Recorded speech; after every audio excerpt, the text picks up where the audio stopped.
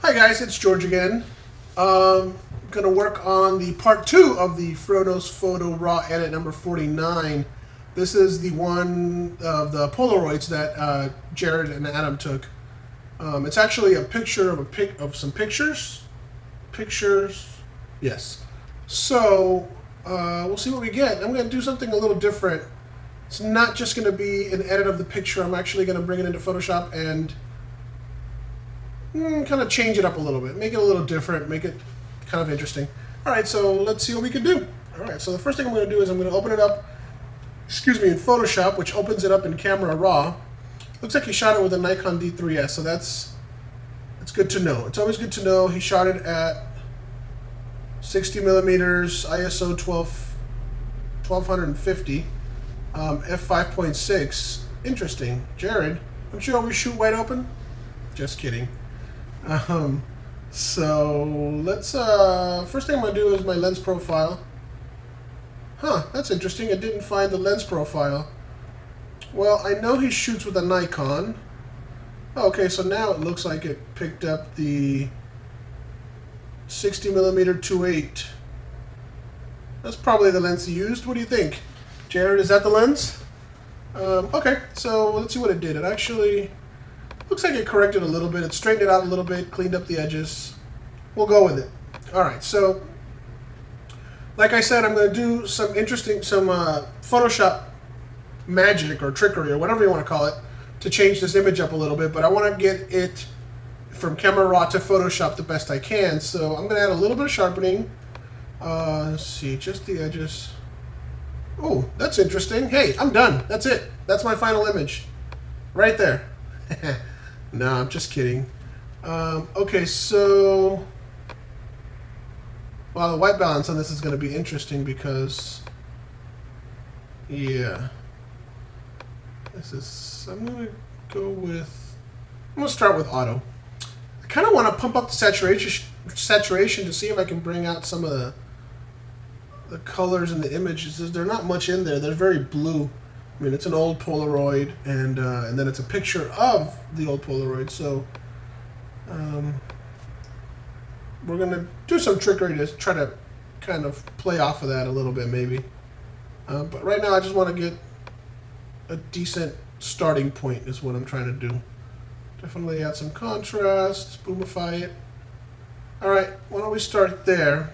Again, I'm going to open it up as an object by holding down the Shift key instead of just an image, because that always gives me the ability to come back to the raw, to Camera Raw editor in case I want to change anything, white balance or anything. So I don't see me doing that in this one, but it doesn't hurt me to open it up as an image, as an object.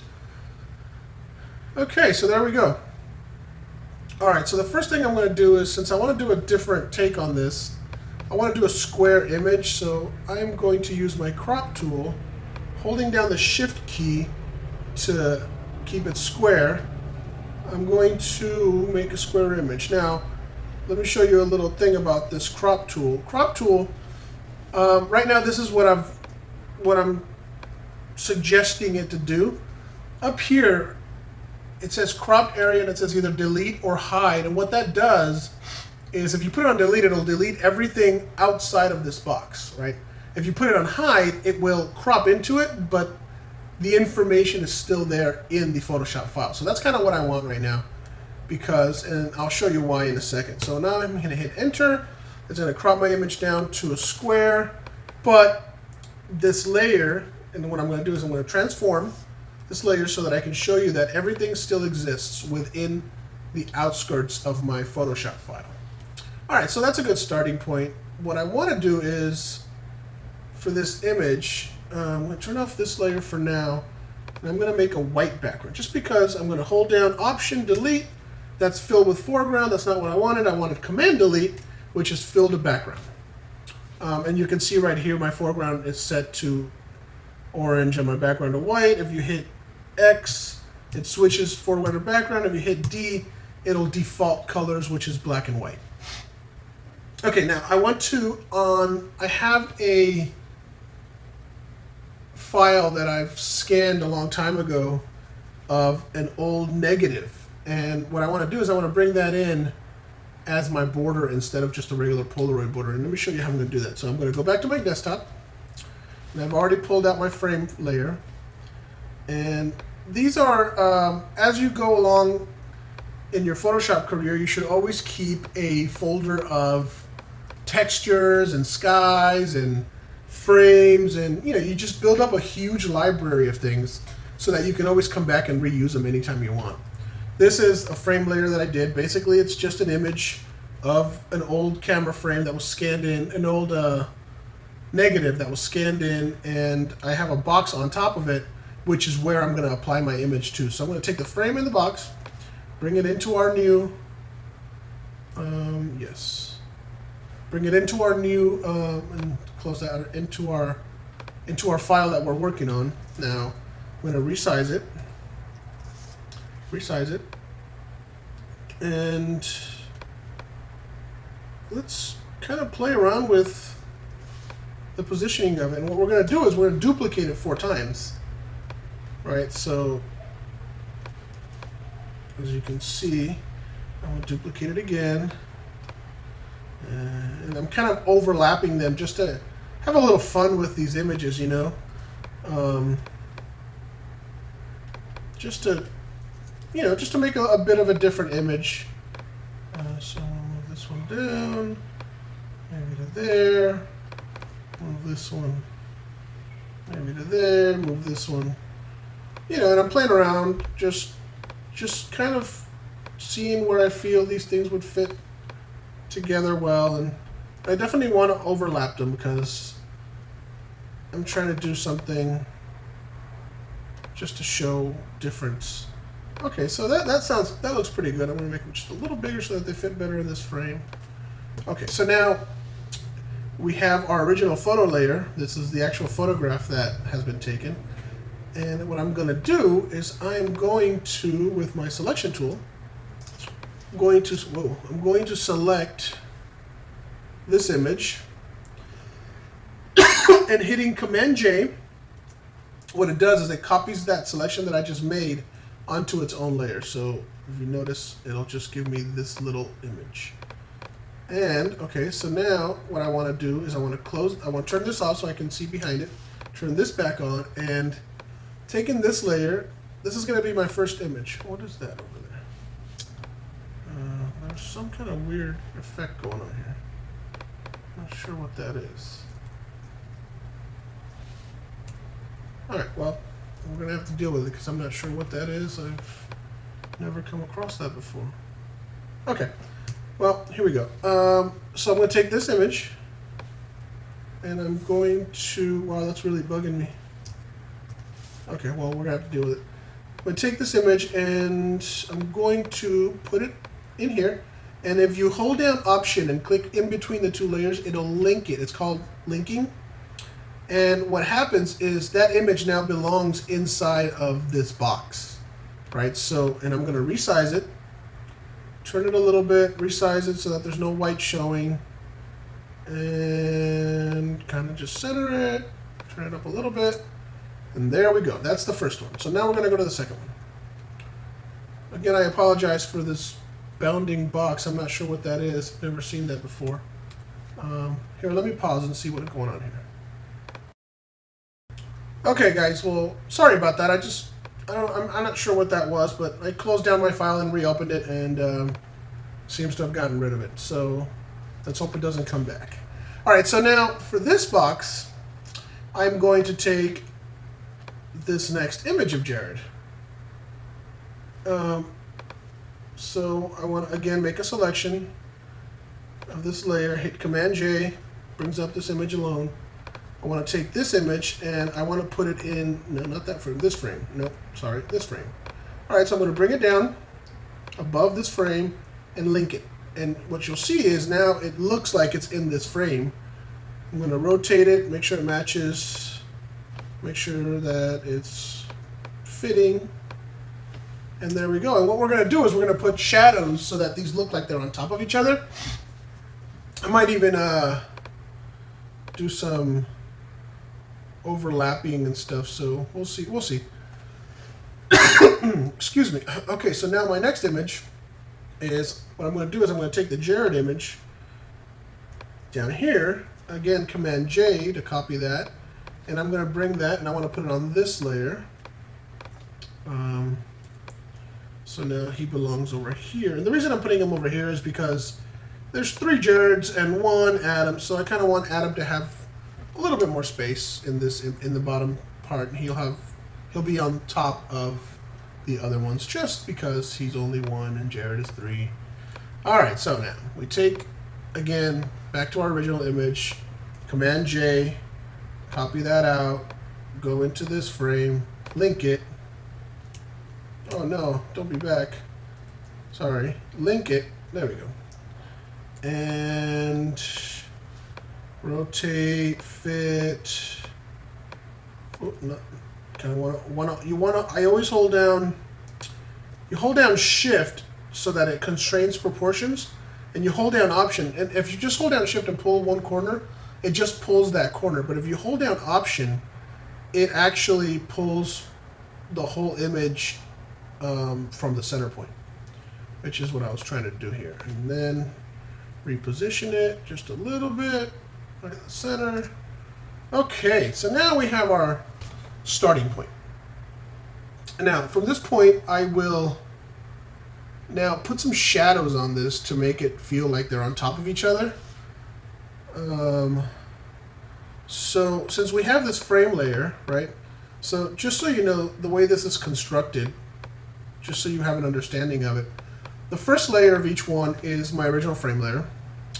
The next one is just a box that's kind of on top of the frame layer so that it looks like it's actually here.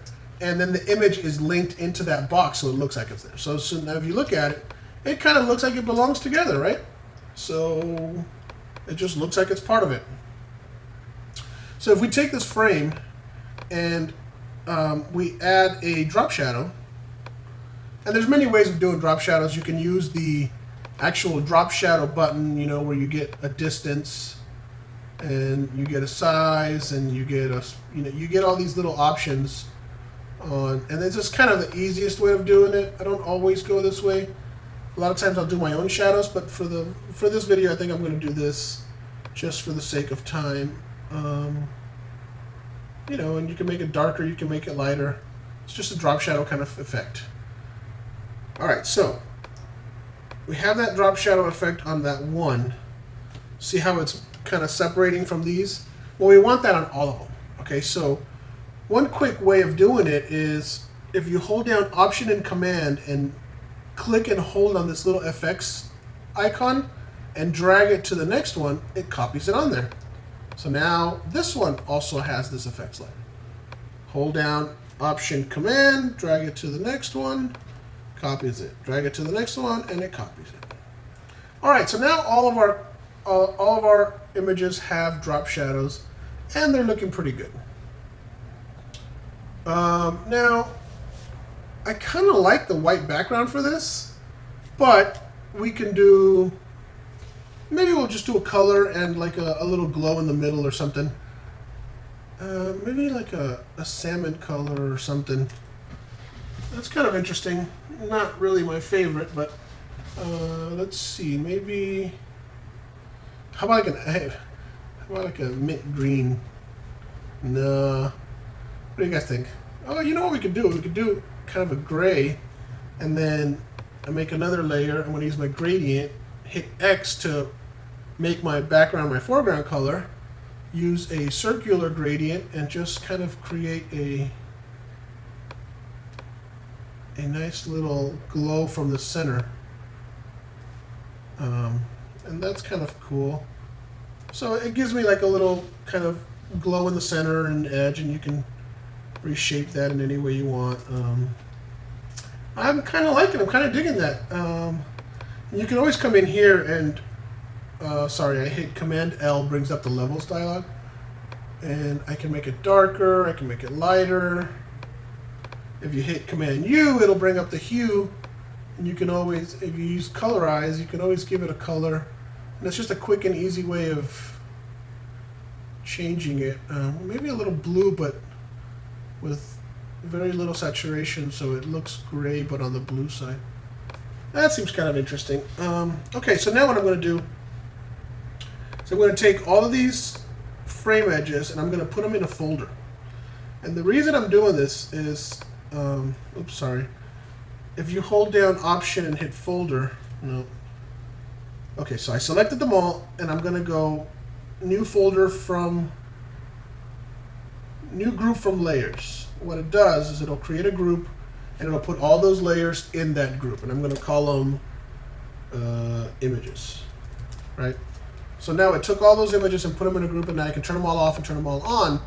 The reason I wanted to do that is because if I take this and I change the blending mode to normal, right, I can put effects on top of these that'll affect only what's in that folder, not the background. So for example, I'm going to use a gradient map. And that's kind of interesting, do a negative. But okay, so I could do a black and white conversion, you know, that's kind of cool. Maybe we could do a sepia. Again, that's kind of cool. I think I'm going to do kind of a sepia color, but I want it to look a little... now I'm just playing around, but I like this. I have this gradient map that's kind of this split toning in a... It's not a traditional split toning, it's just the way I like to do split toning. And my computer's lagging just a little bit, but that's okay. Make it a little brighter, a little on the brighter side. Yeah, there we go. That's kind of cool. I don't know if I like the brown. Let's see, maybe a greenish. Ooh, that's kind of cool. All right, let's do that, and then if we put it on overlay, it'll just... No, that didn't work. Sorry. If I lower the opacity... I don't know, I'm kind of liking that green, but I'm not sure it's right. You know what we can do, though, that could be very interesting is, what if each one of these images is a different color? Let's try that. So the way we can do that is, say we want this one to have the green, well, we can link this on top of that, and again, it's only affecting what it's linked onto. So now I can make, for this one, I can make a completely new gradient map. Maybe red. Oh, that's going to be too Christmassy. Alright, so this one maybe will be orange. Okay, so let's try something like that. Yeah, see, that's kind of cool. We're going to leave one blue, which is this one, which has some interesting color into it. And then maybe this one over here of Jared up here, which is, I think, this one, right? Yeah, okay, so this one will get another gradient map. And what we'll do is we'll make it maybe... I hate red just because it's so close. It's the green is next to it, and it's going to make it look like Christmas. That's what I'm worried about. That's why I don't want to do red. Maybe I can do a...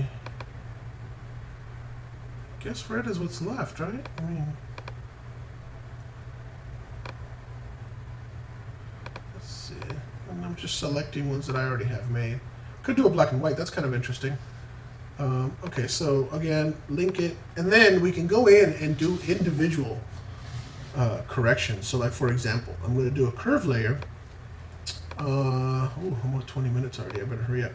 Curve layer here, and link it to this, and I'm going to bring it up just to brighten it up a little bit. See how it brightened that up? I think that's kind of cool. I mean, it's kind of fun. The one thing I do want to do, I think, is take all of these images and make them just a little bigger so that they fill the frame just a little bit more. That's kind of cool. And